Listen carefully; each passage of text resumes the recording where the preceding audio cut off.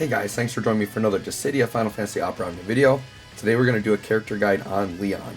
Now, Leon I would say is one of the more unique and probably underrated characters in the game's history. He's a character that never really gets hyped up, but he's actually like very, very good.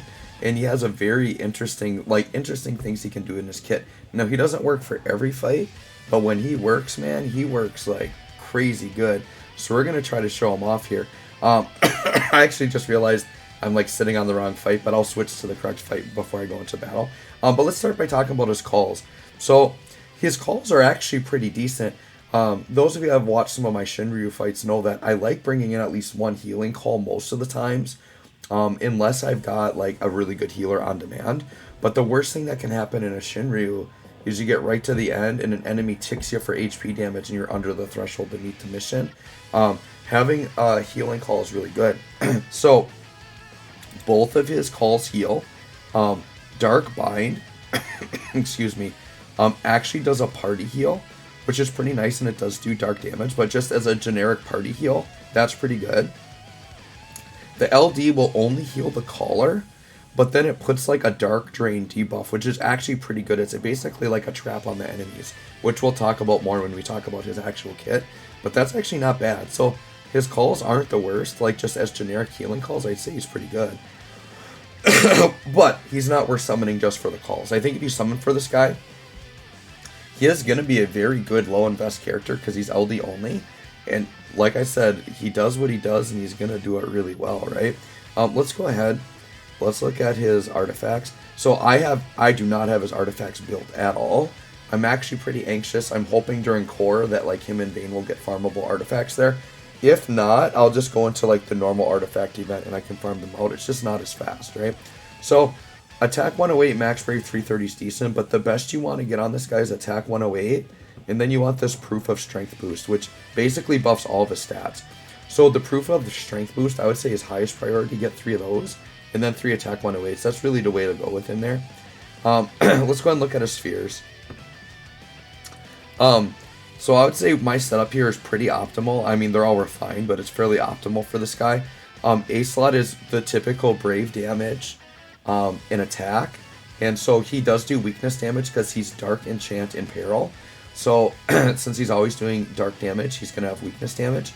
So Rydia's good here because it's brave damage and attack, and I just refined a bunch of her, so I've got some to spare.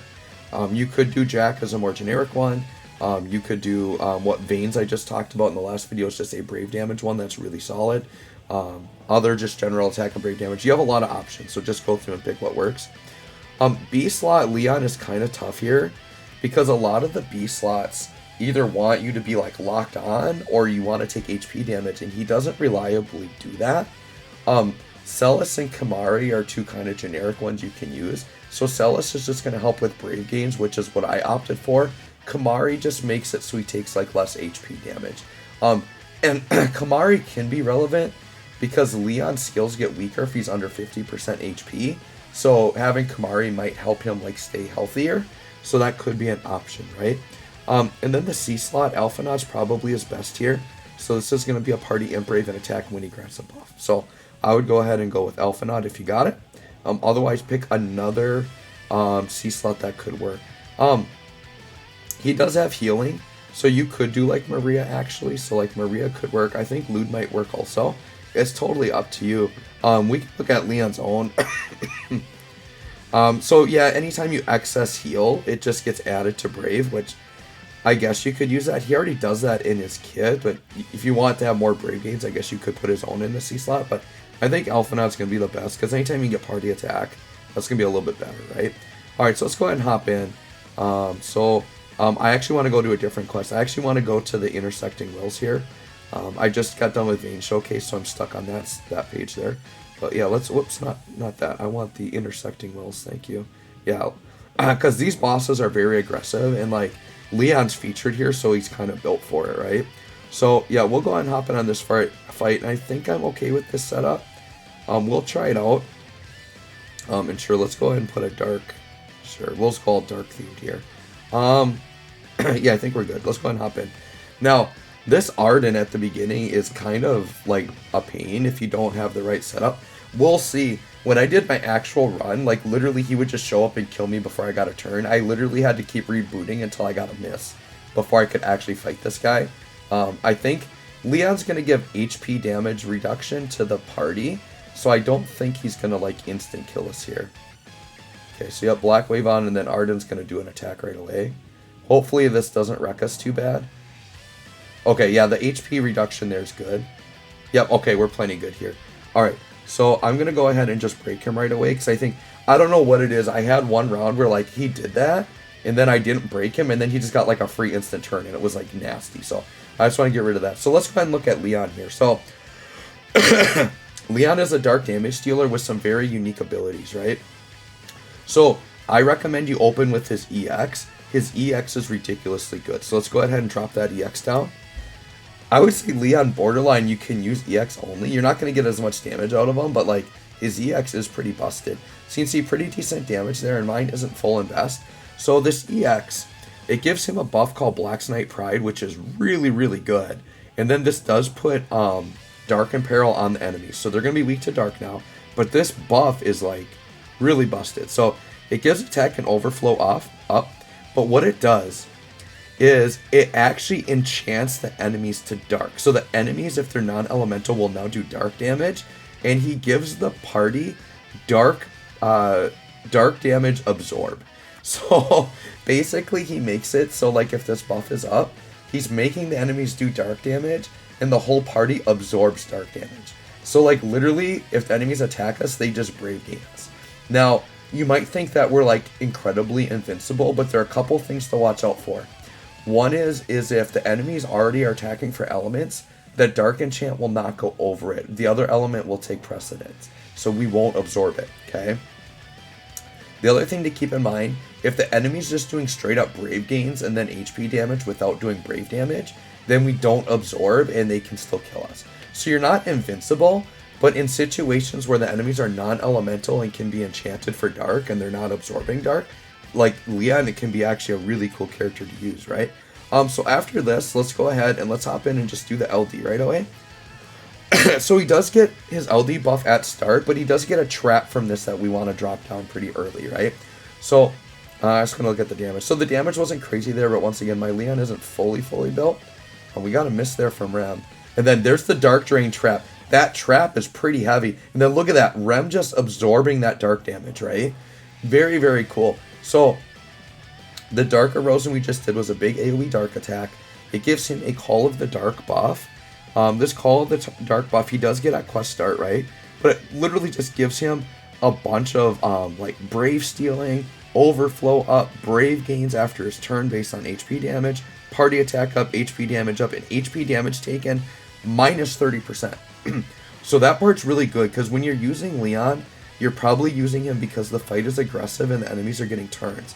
So what you're doing with Leon is you want to absorb the Dark damage, and any HP damage that may come your way is reduced to the party by 30%. HP damage reduction is a very good skill to have. So that part is really, really nuts. Then the LD also does Dark and Peril, which you already have. And then that Dark Drain trap that we just saw. Basically, when the enemies take turns, that trap is going to tick and deal that Dark damage to them, right? Let's go ahead and, Rem, let's just swap back into Leon again.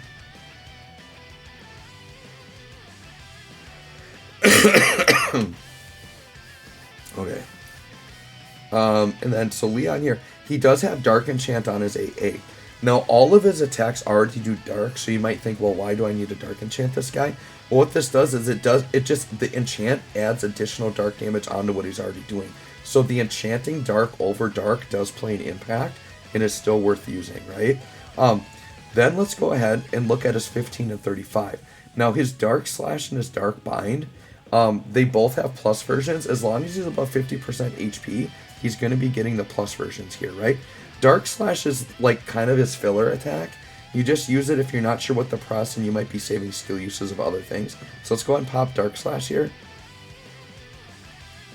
And you see we're getting that nice weakness damage, like 400 Cape Splash.